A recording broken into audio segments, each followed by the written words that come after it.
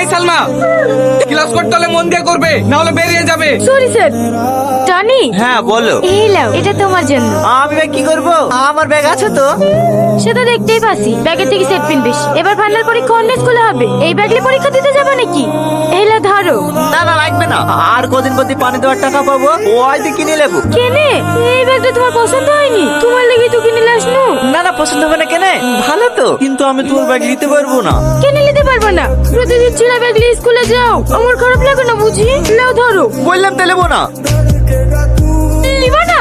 না সরি, কিছু মনে করো না। ঠিক আছে যাও, আমার জিনিস তোমাকে নিতে হবে না।